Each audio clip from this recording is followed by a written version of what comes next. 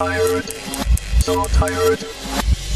Overtired. You're listening to Overtired. I'm Christina Warren, joined as always by Brett Terpstra and Jeff Severance-Gunsel. How are you guys doing? I mean, tired. Tired? That's appropriate. Yeah. I mean, it is the name of the podcast that I came up with like 8 years ago. Oh my God. While we were tired. In an elevator. Yeah. In an elevator at Twitter. At Twitter HQ. Oh, that's right. It was at Nice. Twitter HQ, wasn't it? It was. That's a good origin story. Speaking, I have some great news for you guys. All right. Speaking Tell of us. Twitter, this podcast has been acquired by Elon Musk, which is nice. I great forgot. news. We no longer have to do sponsor reads. We're not We allowed have to to say come into the anything office. negative about Elon Right. or Tesla or SpaceX. All jokes have to be what Elon determines to be funny. But hey, Okay. we'll roll with it. I mean, I look, think this is what happens Obviously sometimes. lying. Clearly. Yeah. I mean, because look, I will say that if Elon wanted to offer us like a shitload of money to sell out, I would totally do it. What's your price? For a ride to space. Yeah, I don't know. I mean, I don't know. I mean, Without him aboard. Sorry, go ahead, Right. Christina. No, it's to say what my price would be. I mean, like for this pod, it would be, because here's the thing. We could always just recreate our own thing. Like, you know what I mean? Like if it went to shit. So I don't know. It wouldn't even have to be that much. Like it would have to be something, but I would, if for me, it's about 5 million, because if it was anything That less than much? that, if anything less than that, I could parlay that. Hey, we're a podcast that Elon offered $4 million for. So I could parlay that into other buyers. If we were worth that to Elon, there's some legs to that. 5 million though, Sure. I'd sell out. That's all right. I'd do it for a pocket full of McDonald's gift cards. yeah, honestly, I was thinking more like 50,000, and I'd be like, Oh my God. yeah. Shit, I make that in a minute. You know what, though? How cool would it be if we only recorded the podcast from space? So every week we took a trip and we recorded in space. And that was our bit. Okay, Like, that actually that'd be cool. Would all three of us in a space shuttle recording a podcast? Why Maybe has it's a that monthly not been done? podcast. Maybe that's Why does the unrealistic. Maybe a ISS not have a podcast? I mean, they've got enough social media coming out of them. I haven't paid attention, do they? Yeah, they've always got someone who's good at working it up there. Huh. We have a social media intern at work now, Mhm. and I don't want to talk shit. So that's Talk all I'm shit. going to say. Just literally just talked shit. No, I was gonna say like now because you're gonna have to be the one who potentially edits this segment out of it. So you're like, I don't want to talk shit, but is this someone like you're working closely with? Like, is this an intern on your team? This is an intern on my team who yesterday I was supposed to be in a meeting to assign them to help them learn copywriting. And I missed the meeting. I feel really bad because Victor had to take that meeting on his own. He was hired as an intern to do social media, but he wants to get his hands dirty in copywriting. He wants to start blogging for us. And my spidey senses are tingling, but I doubt he listens to this podcast. So. You know what, Oh, though? I'm If he positive did, he does not. it would be the first 5 minutes. So you really should have stuck It's this true. one at the end. It's true, but I feel pretty strongly that Kicking this off person- strong. Yeah, but I was gonna say, like, I feel very strongly that this kid is absolutely never going to listen to this podcast or look at your Twitter or look at the social media of like any person who And is I feel involved. like if anyone else on my team listens to this, they'll just smile and nod and be like, yeah, totally. And if they don't, if they'd be like, oh, did you mean so and so? You're just like, no. You know, like if they're upset by it. No, you're just the like, other social No. media interns. Exactly. right. Exactly. Oh, that's an Like old they don't episode. know. We You're remote. reran You don't it. know. You ain't know me. We're fucked up. We broadcast from space. It just messes with your head. Yeah, I like it. Ooh, did you see that, guys? Jeff, you're driving. Tell us what to do. That's right. I'm driving. All right, everybody get in and maybe go to the bathroom first. Just at least try. Which is what we tell our kids. Just try. Just try. That's not true. They're Give all it a like good grown, push. they're like grown men now, but that's what we used to tell them. Give it a push. That's the kind of shit that does come out sometimes. And my wife quickly like, hey, just, wait till they're older. Okay. Let's do, a mental health check here. And see, I want to see how you all are doing. Cause, it's been a few days only, but Christina, how are you doing? I'm okay. So I'm going out of town this weekend and I'm going to be gone for like 10 days. My first international trip in a couple of years. So I'm excited about that, but I'm also, a little bit like not nervous, but just it's the first time I've done this in a while. So, trying to get back in the swing of things. I know you're in a similar position, Jeff, and you're going further away and to you're doing more important things than me. More important things? No, I'm just traveling.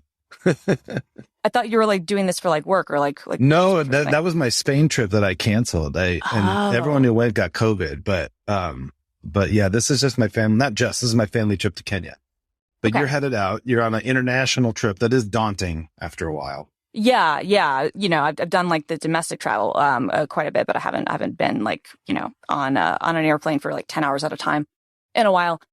So I'm okay. I had to test, for COVID because I was exposed to someone, but I am negative. I will test again, like Friday. I leave Saturday. So I'm, making sure that I'm going to do all the right things, but I'm feeling fine. So I'm good on that front.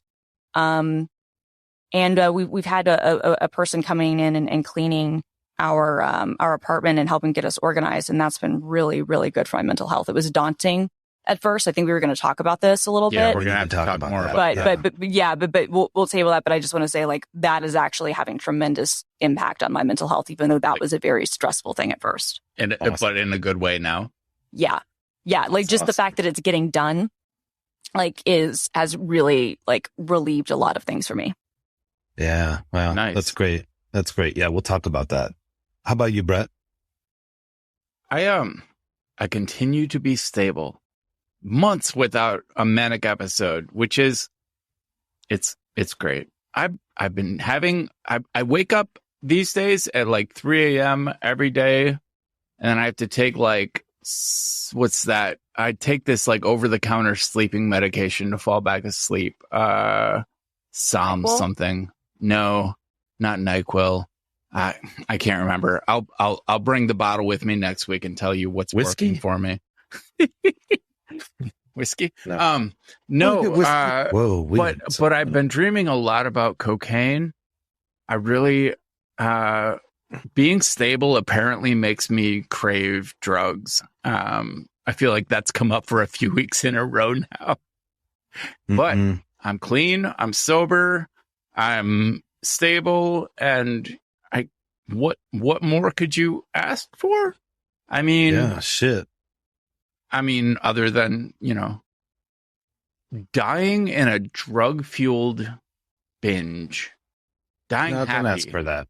No. Yes. No, my cat started vomiting blood yesterday. Or a couple days ago. Hold on. I'm just trying to imagine what mortality. I flipped to mortality. Flipped to mortality because I've been just dreading the end of life for Yeti for so long now. And he's been through this before where he's vomited blood and we got him on new meds. And I wasn't even sure the meds were doing anything anymore, but we missed one day of the meds and then we found blood on the floor. And it's made me realize that we're keeping him alive, maybe past his due date, but it always brings to mind like mortality for me. Yeti's been with me for almost 20 years now, and he's my confidant. He's my friend. He has lasted longer than any relationship I've ever had in my life. He's been there for it. So the fact that he is clearly reaching end of line, EOL, or EOF even. It's there's a whole process for me, but mental health wise, I'm growing out a beard which I feel is indicative of my stability. Like I am able to grow a beard. Yeah. Like, because when I'm manic, I tend to shave. I don't know why. I just like get out the clippers and I just do all of my head and everything. But the listeners can't see this, but you guys have to say this salt and pepper beard I have going is looking pretty good. Yeah. I have homemade cocoa butter and beeswax beard balm in it. It's shiny. It's got a lot of gray in it. And I love the gray. Anyway, Jeff, how are you? Also bearded. I'm doing pretty good. I had the first time ever since I think I've been taking sertraline for like 2 years, and for the first time ever I went without for a couple of days because I ran out on a weekend and just hadn't properly. Sometimes it gets refilled on its own and you get used to it. But anyway, and on day 2, I was like, I spent the whole day just feeling so off and so like dizzy and so just kind of like I just did not feel good. And I realized like, oh, it's been 2 days. And I've always, that's the one that you're told, like, you don't just stop that one. Yeah. And so I feel like it must've been the beginning of what is the reason that you don't stop it. So got it going again in time, but it was kind of like humbling, to realize. Been there recently running out. Yeah. You were there. I know this was you, I think like last week or something, but, and now I'm in this situation of trying to do the math for my meds to make sure that, like, say my trip to Kenya goes from 2.5 weeks to 4 because something goes wrong. Like, want to make sure I got what I need. Right. So anyway, just kind of doing math and stuff, but good. Pretty much, just good. Otherwise, good. Now I want to talk about this personal organizer situation because, man, Christina, why don't you set it up for us a little more? Like whatever you're comfortable saying, like, what is it that led you to get one? Was it hard to get one? And what's it like now that you have one? Yeah. I mean, she's not even, I would say it's kind of probably, I don't know, we can call her a personal organizer, though that's kind of the role she's playing, but we needed like deep cleaning of our apartment. And my office has been just like filled with boxes of stuff that I've bought that I haven't opened and like all kinds of other things that have just kind of like been accumulating. And it's just kind of been this process where I've been overwhelmed. I've like wanted to be able to kind of get in and like get everything cleaned and organized and whatnot. But it's been mentally like overwhelming for me. Like I haven't been able to do it. And just even the thought of doing it has been really overwhelming. And so we found someone on TaskRabbit. And now we're paying for her off TaskRabbit through Venmo because, fuck those fees and stuff. And she's been really, really good. She's come in a few times already. She's already made a lot of progress. And I'm just like, I at first was really like uncomfortable and kind of like freaked out by the fact of like somebody seeing like kind of like my office, the state it is as it is and other stuff. And like, I was like, I don't know how I feel about someone going through my stuff and all of that. And I just kind of was like, you know what, fuck it. Like, this isn't going to get done unless I have someone helping and frankly doing a lot of the work, which is in this case, just kind of like, organizing things and then I can kind of, go through piles and figure out what I want to keep and get rid of and stuff like that. Yeah. But it was one of those things that like, it was difficult at first to kind of get over that like mental hump of letting someone in my space. But it got to the point that it was so like bad that I was just like, actually, I don't fucking care. I just need this done. And now I feel so much better. And how about, what does it feel like now compared to what you expected? What does it feel like to have that person in a room, just kind of moving around, doing deep cleaning, whatever? She's really nice. And, I haven't been around for a ton of it. Grant has been here. It wasn't even planned, but I was like in the office yesterday, recording something. And so I, wasn't even there for that part of it. Some of the other times, like it's kind of up to me with how much I want to directly kind of engage with this. I think as it goes on, I'll be engaging with her more, but I'm at least for kind of the first pass of things, I'm just kind of letting her get it to a certain state where I can then be helpful, if that makes sense. Yeah, totally. That's awesome. That's really awesome. I was finally talked into getting actually like a team of organizers. Like in our basement, we have various rooms that are not used, and stuff just gets kind of stuffed in there over the years. And I keep a lot of what I've sort of generated or collected over the years. I like kind of jokingly say I'm a high functioning hoarder, which is actually Adam Savage's bit, and it's a very good bit. But finally got to the point where I'm like, I do not want to spend time on this. Like I've gone through things over the years and purged things, but it kind of all just like ends up sort of gathering up again. But I was just embarrassed to have somebody come in. But then I like, my wife found a couple of options, sent me the options. We picked this organization, and 3 women came, and just like went down into the basement for a day and then another day. And they just like made sense of things and made their own sense of things. I wasn't like, hey, this should be here and make sure to look for this. Like, it was very hands off, and it felt amazing. I was so stressed before they came in, and man, it felt amazing to have someone else dealing with it. And in the end, they were like, maybe they just say this to make you feel good, but they're like, this has been really fun. You have really cool stuff. I'm like, oh, thanks. Because generally I just look at that stuff and think, I am the worst person in the world. I love it. Did you let them into your office? Do you have like an area that you consider like your sanctum? Like this is myself personified in a room, and it feels very invasive to let anyone in it. There's just not anything they could do in here. Like I have some piles and stuff, like, but mostly it's like, it's a small room and it's just kind of got the essentials in it. So I wouldn't feel that way. But they did that. We actually had them go into my workshop, which is very much like a place that only I go. And it had just gotten really out of control. And they did that too. It was just like, they just handled it and they had fun doing it. And like, it was just the most amazing feeling. And it really, it did wonders to take away some of the shame or some of the like, don't go in there kind of. Yeah. See, that's the way I feel about my office and my bedroom. Like the rest of the house, please come in, help me out, organize this stuff for me. But my office and my bedroom are very much, they feel like extensions of my brain, and they're messy and they're chaotic, and they are like, I can find everything most of the time. If it's within the last year, I can figure out where it was. But it feels like a very personal, very intimate thing to let anyone else.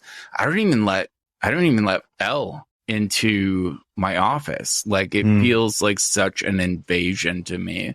And it could, like, I need to get this place organized. I feel like my brain would work better. It would. If I got this shit under control. But you can't see off to the left and right of the camera here. Always. But there are shelves that I have just I consider them like archival storage. And, and it's not horrible. Like I could show it to you and you'd be like, that's not so bad.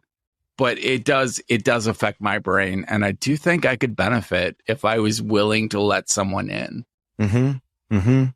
Yeah, I recommend it. Yeah, I do too. And I think that like it's hard to like let people in and do it, but I don't know. This was kind of like my take on it. I kind of don't care at this point what someone thinks of my mess and my other stuff. Like I would not want, like, if it was someone that I knew and interacted with all the time and whatnot, to be different, right? But I kind of don't care. It's like I need the help, and I'm sure that they've seen worse. And if they haven't seen worse, well, now they have like a story to tell for the future, you know? Yeah, exactly. The cautionary tale. We're making memories. Yeah. And also, like, I found, I don't know if this was true for you, Christina, but I found it was one of those things that that I sort of worried about. And the second it got started, I felt fine. Like it was like the second they got in and started doing work and I left the room, I felt fine. I didn't just felt fine. I felt great. Oh, that's good to know. Yeah. Yeah. I recommend it. Just as an aside, somebody tweeted yesterday. I tweeted about like how it's great living when you have executive function disorder. It's great living with someone else who has executive function disorder because there's just so much forgiveness in the relationship. And someone tweeted me back that it was great to have me out there as someone they could hold up for their daughter to say, look, this guy also has executive function disorder. Aw. And he creates a lot of cool stuff. And it was very heartwarming. That's Aw, awesome. that's really Love it. nice. For once, I'm not the cautionary tale.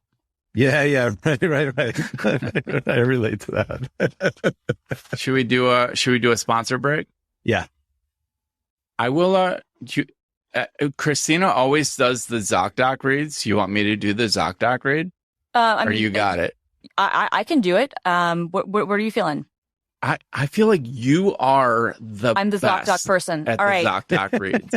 Well, I am a longtime ZocDoc user, so finding and booking a doctor who's right for you doesn't need to be a terrible experience. Will they take your insurance? Will they understand your needs or be available when you can see them? Well, with ZocDoc, the answer can be a refreshingly pain-free yes. ZocDoc is a free app that shows you doctors who are patient-reviewed, take your insurance, and are available when you need them. So you can read up on local doctors, you can get verified patient reviews, and you can see what other real humans had to say about their visit. So when you walk into the doctor's office, you're set up to see someone in your network who gets you. Go to ZocDoc.com, choose a time slot, and whether you want to see a doctor in person or do a video visit. And just like that, you're booked. You can find the doctor that's right for you and book an appointment that works for your schedule. Every month, millions of people use ZocDoc, and I'm one of them. It's my go-to basically anytime I need to find a new doctor. And I've used it in 3 different cities on, I don't even know at this point how many different insurance plans. It's really, really good. I highly recommend it. You can go to ZocDoc.com/overtired and download the ZocDoc app for free. Then you can start your search for a top-rated doctor today. Many are available within 24 hours, which is great. So that's ZocDoc.com/overtired. ZocDoc.com/overtired. Awesome. Nice read. How do you Well guys done. feel about doing ad blocks where we just put all the ad reads together? I mean, Yeah. let's do it. I Yeah, haven't like heard block any blocks. complaints. So I would like to take this opportunity then to tell you about TextExpander. Get your team communicating faster so they can focus on what's most important. With TextExpander, your team's knowledge is at their fingertips. Get your whole team on the same page by getting information out of silos and into the hands of everyone that needs to use it. You can share your team's knowledge across departments so your team is sending a unified message to your customers and isn't spending time reinventing the wheel. Here's how it works. First, you store it. You keep your company's most used emails, phrases, messaging, URLs, and more right within TextExpander. Then you can share it, get your whole team access to all the content they need to use every day, and then you expand it. Deploy the content you need with just a few keystrokes on any device across any apps you use. It's that easy. TextExpander is available on Mac, Windows, Chrome, iPhone, and iPad. And Overtired listeners get 20% off their first year. Just visit textexpander.com/podcast to learn more about TextExpander. As always, a big thanks to Smile. Smile, everybody. Smile. Thank you, Smile. And TextExpander is the best, as we talk about many times on Gratitude, or we've Yep. mentioned over the years when they do their spots. So, yeah. Like TextExpander also sponsors my blog, and I have a purchase order every year. There's no guarantee it will continue, but for maybe 5 years now, they have bought one ad a month on my blog and have consistently. So it forces me to continue writing my blog because otherwise my blog becomes just a series of TextExpander ads. Right. And I am 100% like, if someone wanted to call me a TextExpander shill, I'd be like, yeah, it's an amazing app, and they pay good money for me to talk about them. And I have no qualms with doing it. But if my blog were to get to the point where it was like 3 TextExpander ads in a row and there was no other content in between on the main page, then I would feel bad. So it prompts me to continue writing. I like it. I love it. I have a story to tell.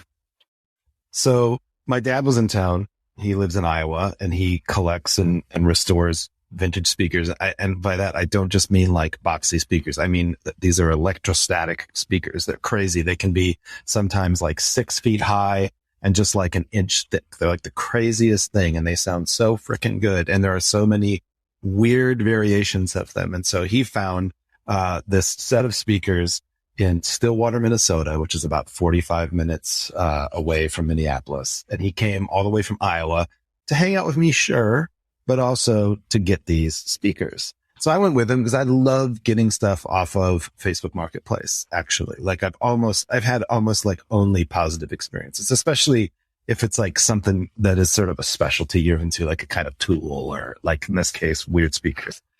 And so we got to this guy's place, and he had his tractor all ready to move the speakers from the basement to the upstairs drive. He's about 83 years old.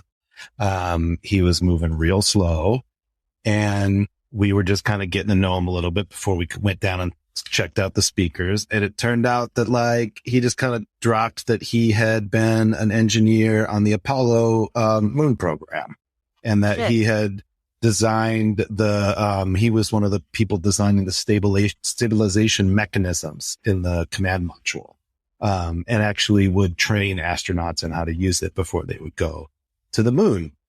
And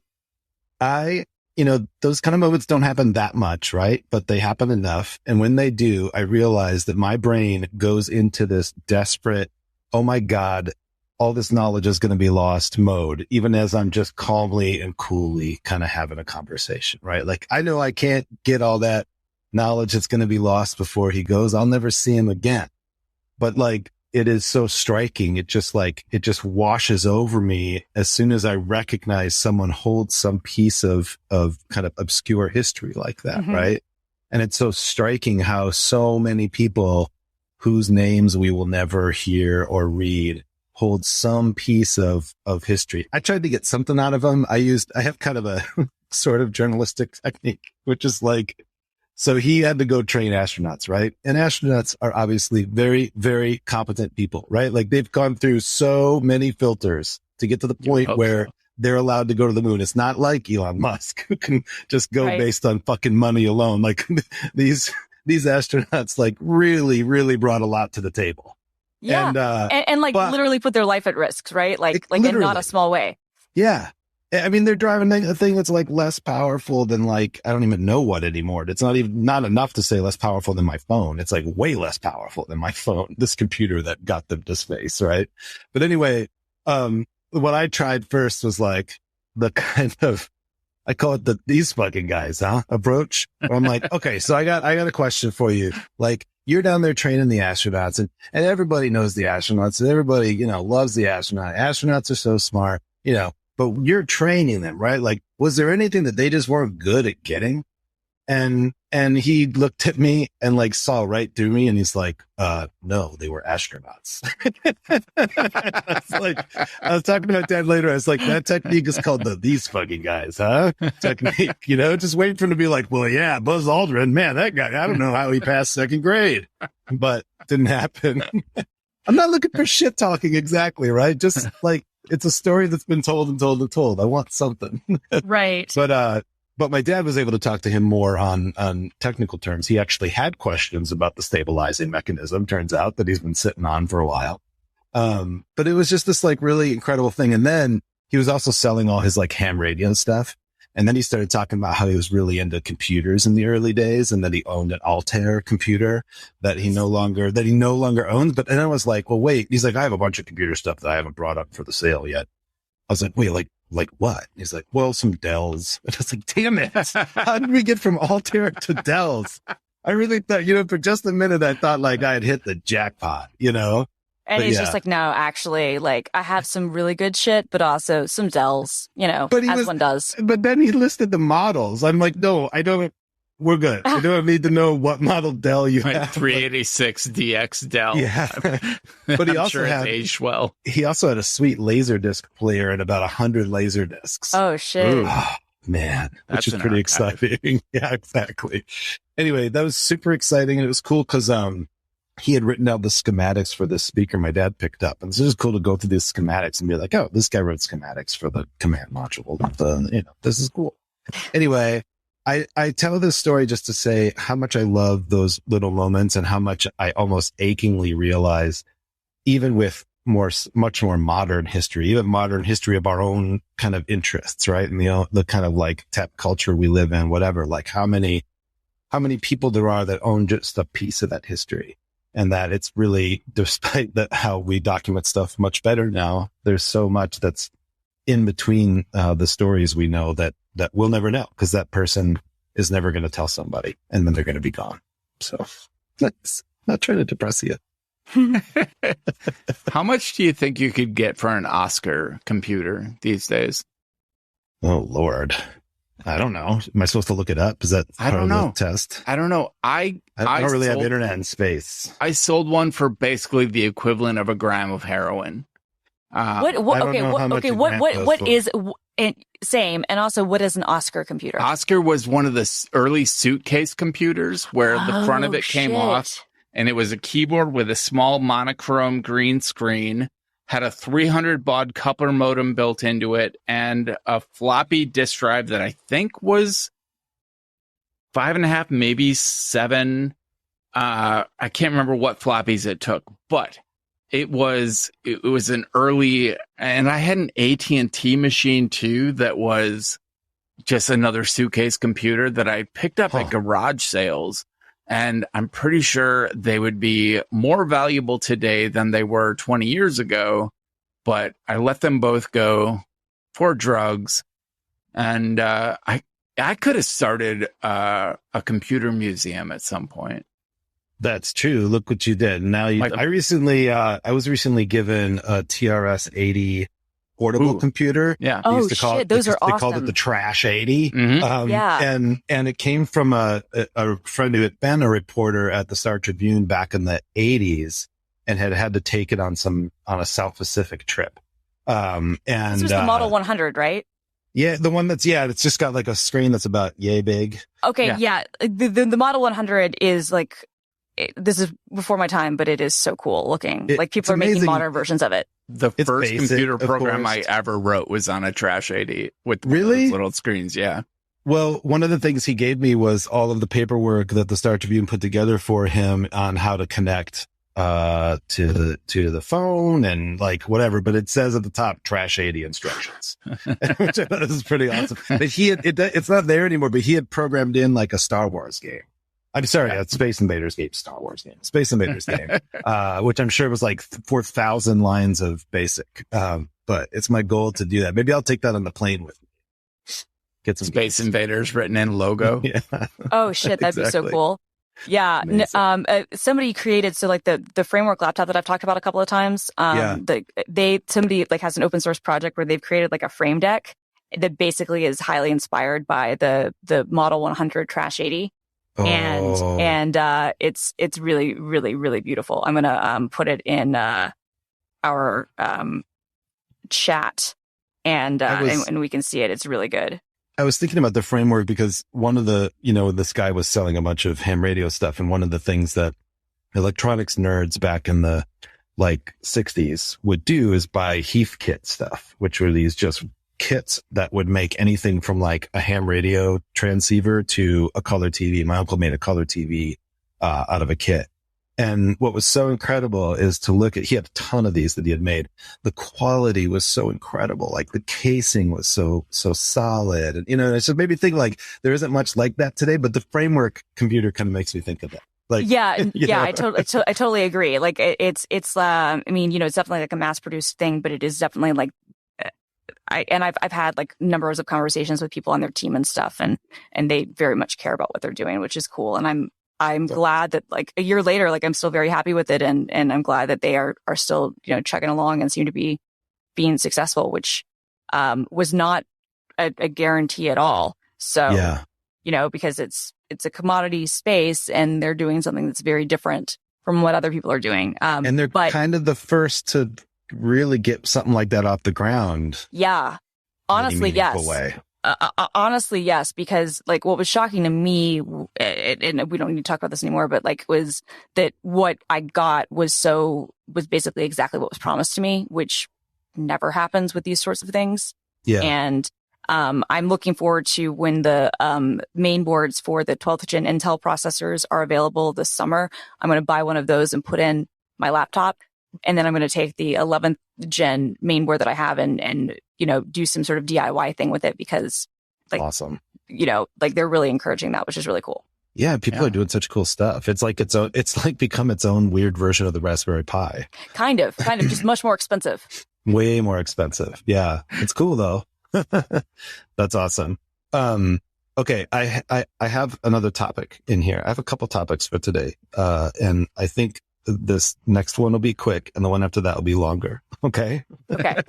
So I want to talk about, just something happened to me just before we were recording what I thought it was so sweet. A friend of mine, my friend Alan was turning me on to this, music library, like CLI called Beats, Beets. And it was something I was looking for something like that for a while. And so we were going back and forth about it and I was kind of looking at it, playing with it. And then he said, you want me to send you my config file? And I thought that is such a developer love language. Like, yeah, it is. Cause I just felt touched. I was like, yes, I would like to see your config file. Dot files as love letters. Yeah, exactly. Dot files as love letters. I remember that happening with you, Brett. At one point you shared some things and I'm like, well, this just feels special. Yeah. Like I have my dot files repo is private. Like I keep it on my Synology in a Git repo on my Synology instead of publishing it to GitHub because man, dot files can be very personal. Yeah. I was going to say like letting someone in to organize my office. No, I was going to say mine are private too. And I've gone back and forth about this because there's a part of me that like would like to make at least what I have kind of open, at least maybe like parts of it. And then there are other parts I'm like, I really exactly it would be like someone reading through. Yeah. It's like someone going through your office. It is exactly like that. The difference is that if you have it on GitHub and like mine is just in a private GitHub repo, but like you could basically have like, thousands of people driving by and like looking at and silently judging you versus just the person that you pay to do a service who you never have to interact with again after that is over, I like that. Or, yeah, exactly. Or there could be thousands of people benefiting from that's your the problem. genius. But yeah, it's that line of like, what's going to get me judged versus what's going to actually help somebody. And then in a lot of cases, I feel like there is somebody out there less experienced than me who could benefit from what I figured out, but I haven't figured out so much that I feel comfortable with them taking my lead. Right. Yeah. Yeah. So it's interesting you say that because actually both of these things are interesting. And I love the whole idea of like these things as being like love letters. So it's Maintainer Month, this month, which is a GitHub thing, but it's not just GitHub, but we, I think, are like the chief sponsors, which is basically kind of like dedicated towards, talking about and uplifting and like celebrating, people who maintain open source projects.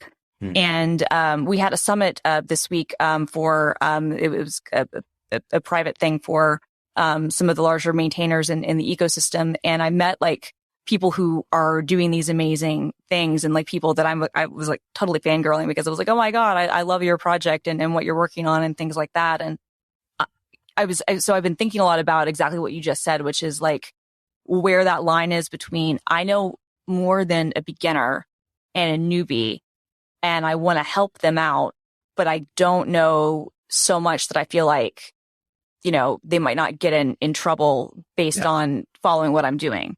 Yeah. And I think that that's like a common problem, I think, with getting contributors to open source projects is kind of that line. And I sometimes feel like I think that we all judge ourselves maybe a little bit too much and think like it's got to be perfect and I've got to be a super expert before I can let anybody take a look at it. When no, you can, as long as you are being accurate with what you're describing, okay, worst case, someone might, get stuck and it might not be for them, but like, okay, cool, they can move on and find something else. But best case, you might find somebody who is really helped by it and it leads them to doing other stuff. Or, even better contributing to what you're doing and helping you go further.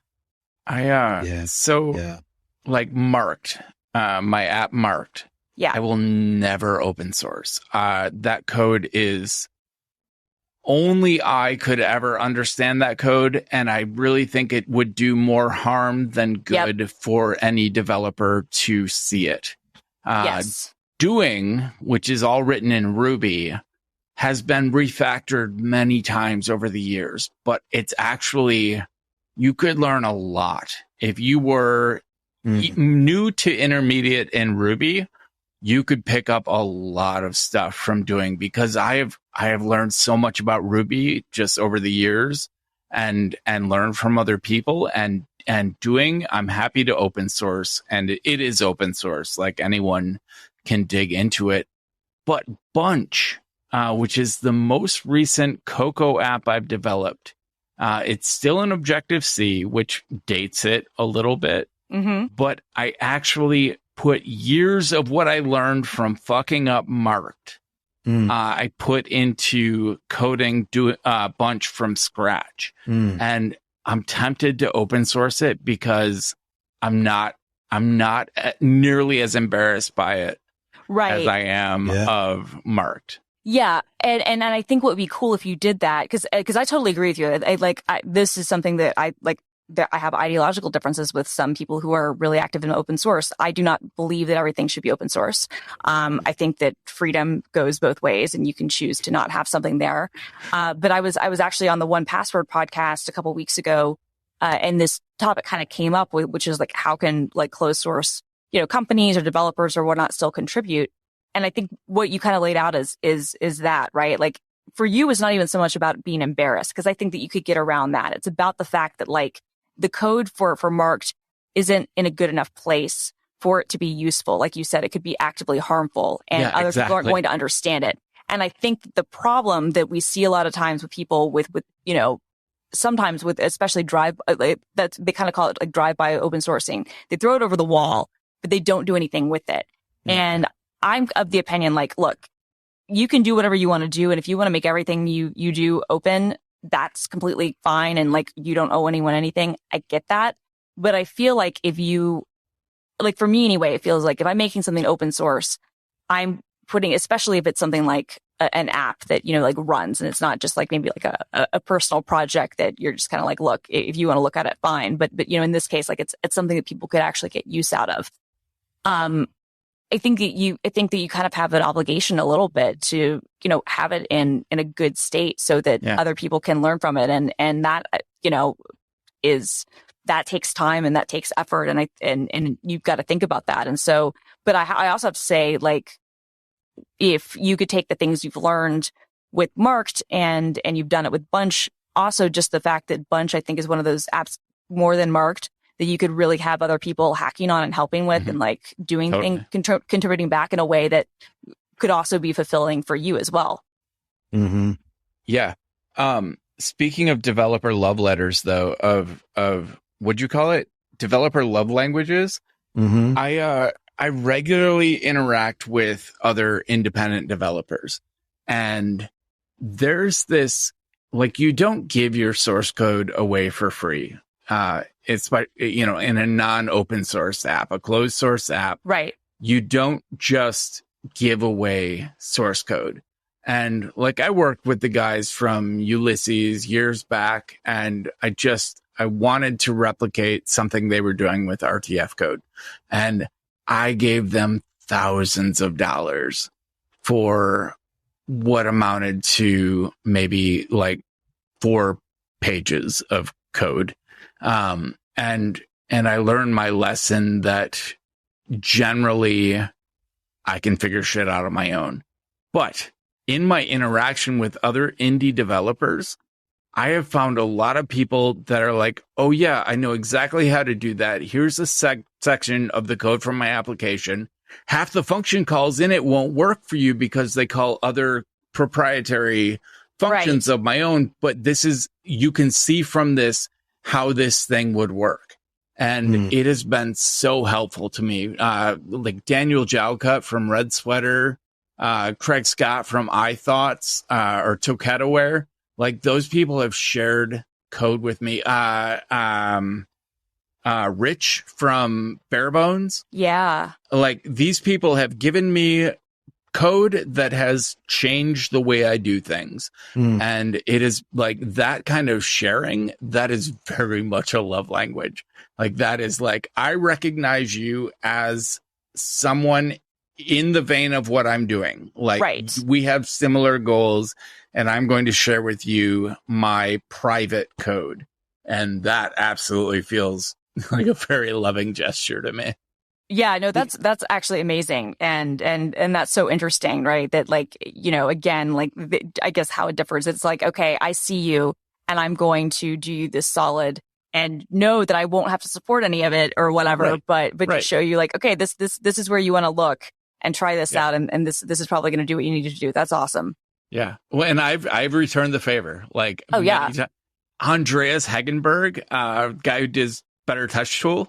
Like we've traded quite a bit of code, especially as I worked on Bunch and wanted it to do some of the things that Better Touch Tool does. And yeah, man, those relationships, they feel deep to me. Yeah, I think that they're definitely deep. And I think that says a lot about you when you have so many people who, and like who both you share things with, but who are willing to share with you. And it has to feel awesome as a dev. Like if a dev you respect is willing to give you something. You have no idea like how big a deal that is to me to have someone that, like when I first started using a Mac, it was the indie community that made me realize I was in the right place. And I immediately developed heroes, you know, from who made TextMate? Macromate. So Alan Ogdard. Alan Ogdard? Ogdard? Ogdard? I don't know. Odgard. It's Odgard. Alan Odgard to Rich to Daniel Jalka. Like these are my early heroes. Like back in like the year 2000. And to be exchanging code with them these days, it's a huge deal to me. It means so much. That kind of gets back to that piece of that bit about kind of pieces of history people hold, right?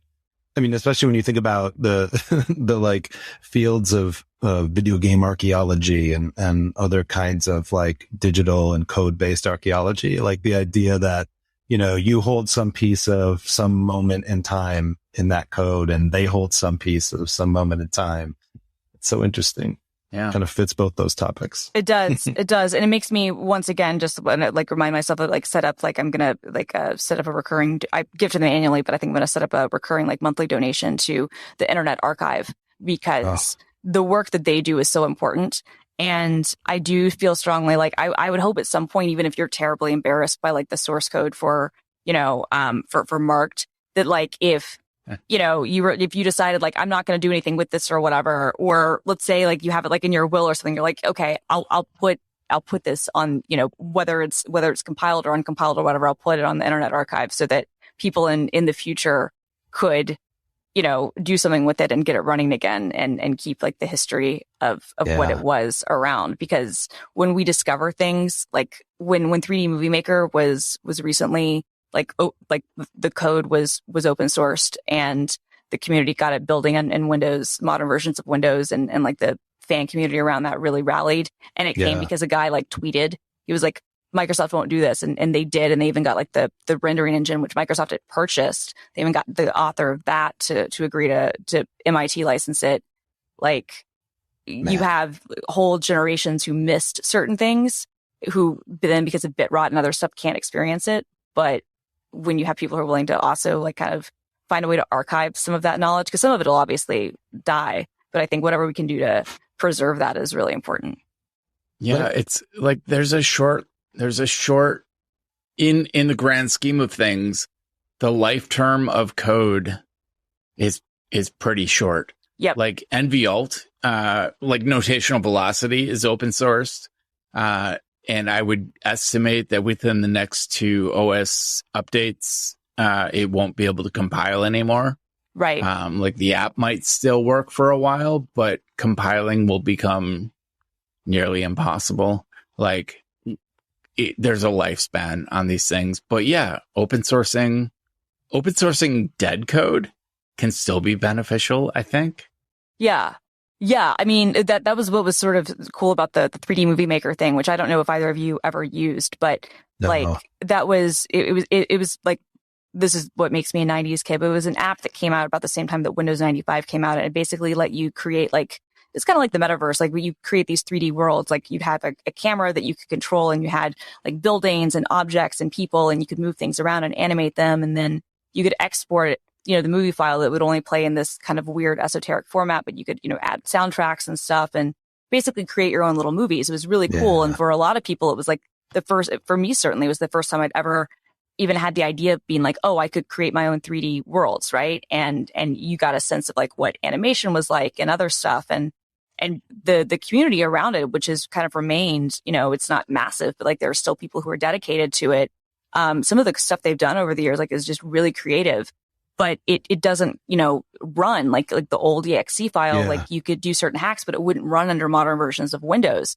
And so now, because the source code and the rendering engine, which was actually used in a lot of other games too, is on GitHub, it's archived. So it's not like, people are taking pull requests, but there's been this like, fork of it, like 3D MM forever, that, people are now doing stuff too. And it's just cool to see the fact that even if you're not going to be adding anything to it, right? Just the fact that people like kids today could see something they think is cool and they could run this and play with what their parents might have built, which is depressing to say. But you know what I mean? Like no, it's great. But you could do that, which, that's one of the things that sort of scares me and makes me sad about mobile apps is that, well, the web too, but really mobile apps, is that we don't have archives of this stuff. And even if we did, we don't have a way to be able to, like play back and open and run those files, which is kind of sad.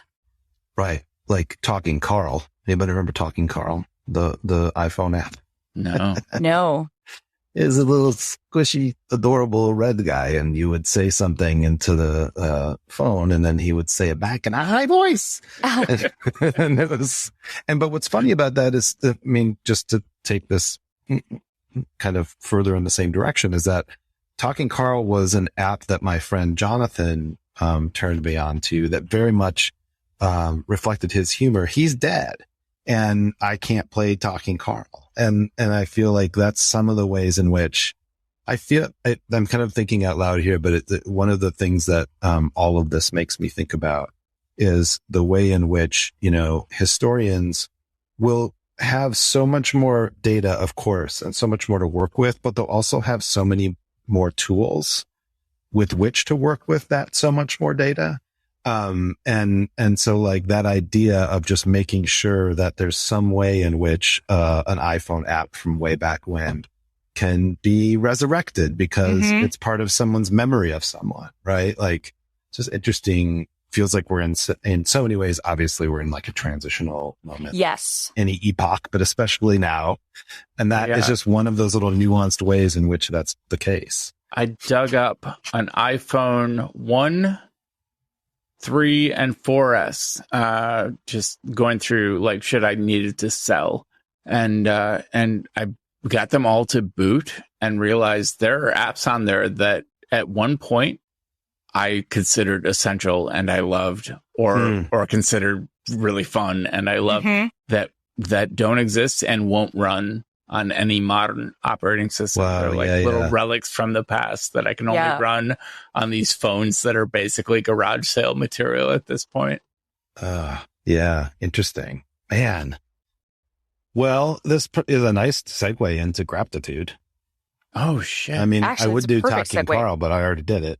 Somebody start, and I'm going to look up Talking Carl. Okay, I'll start. So this is one that I actually discovered relatively recently, but I was using it this week because I was having to create some videos for work for the product team, and that also included some GIFs because yes, I say GIFs for the social media stuff, and converting like videos into GIFs and making them not look terrible is not a super easy process, but there is a command line tool called Gifski, GIFSKI, and there's also an open source Mac app that is a front end for the same thing. And it is so good and it is so useful. Both of them are just great. So that is my gratitude. But I also want to go a little bit further because the creator of the Mac app, his name is, I'm not sure how you say his name. He's a European, Sindre Sorhus, Sindresorhus. And he is awesome. Like he's, I think the person who created like Awesome Lists and, so no pun intended there actually, but he's also has a bunch of open source Mac apps and then a few of them that he sells in the store. And he's got, he's like basically able to do like full-time open source stuff based on people being patrons of him and whatnot. And he just contributes a ton of stuff to the community and does really good things. But I really, really appreciate Jifsky, both the person who created kind of the library for it and then his front end, which he created because I was able to take like a really big, like not really big, like I had like a 1.5-minute video that I needed to cut down to like a 30-second GIF. And I was able to do it with this app relatively easily and then also adjust like the quality, the size, and the number of frames per second, and then get it in a file size that would work on the various social media sites. And it looked really, really good. And that is typically like a lot of the converters, like some of the ones that, you know, like Jiffy and some of the other, there used to be one called like, I think like Jif Bartender or something like that. Like there's one Lively. iPhone app, Lively, does a pretty good job. Yeah. And like those things are cool, but, and for the iPhone, that might be like what your best option is. But if you are on a Mac, like this particular library, it's gif.ski is the URL. They use like a high quality, GIF encoder based on, ping quant, whatever that is. Yeah. Oh, yeah. And the guy who wrote this is the Image Optim guy. So, yep. Yep. You know, this is good shit, right? Yep. And so it's really good. In the past, the only person I saw who could create really high quality GIFs was my friend Andrew Lazuski, who works at Gizmodo.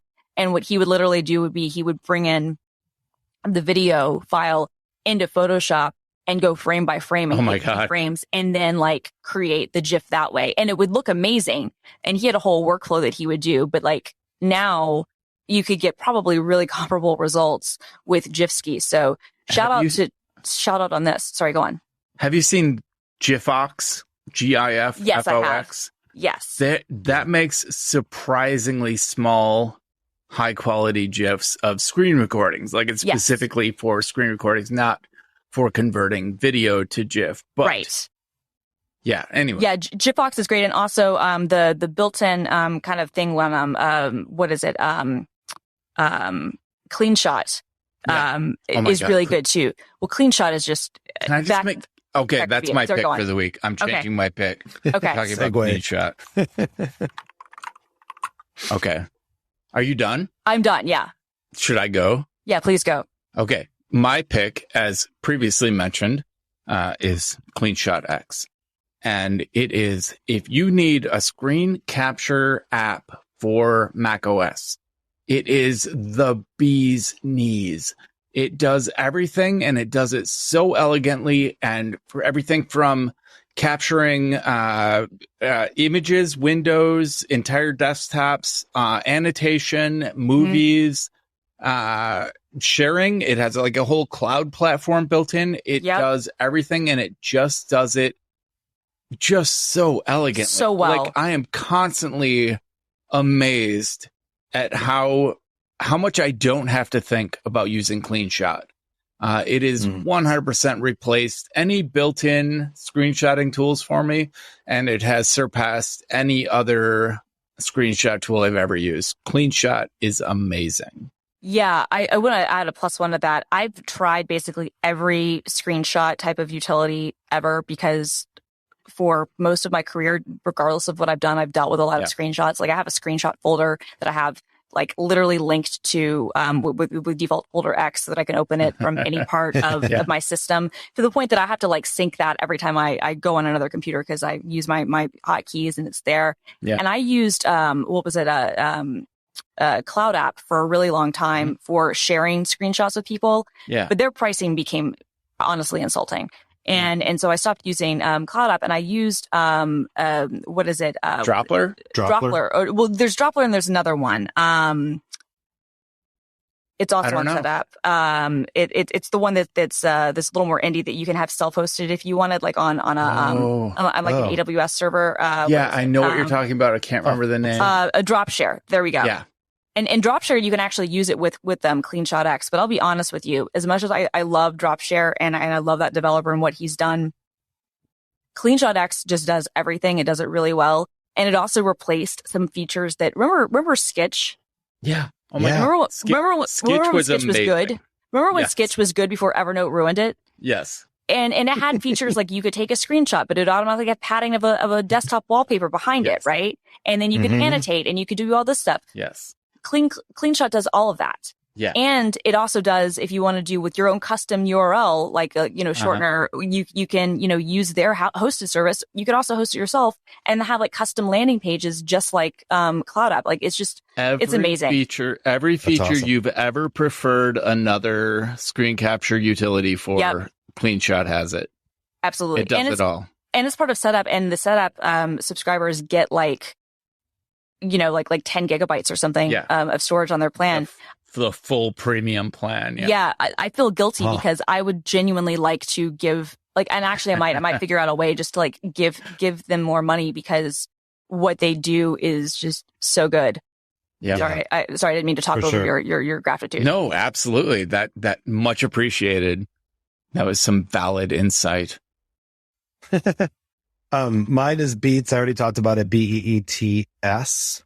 So here's the thing. This speaks to me, and it also speaks to my worst potential for procrastination in this initial sentence. The purpose of Beats is to get your music collection right once and for all. I read that and I'm like, yeah, that's what I want, once and for all, because I have never been super happy. I've always worked through iTunes, honestly, and I've never been super happy with kind of how my iTunes libraries and the files inside of them age. And I just love music so much and love the idea of having such intense control over it. And this is a CLI that just works wonderfully. There's a huge community around it. There are a ton of plugins. So if you host your music from Plex or you stream from Plex, just plug in that makes sure it lets Plex know that, hey, there's new stuff in here. There's a ton of grepability in it that is just kind of incredible. You can go in and get your beats per minute if you need that. I mean, I don't need it, but I want it.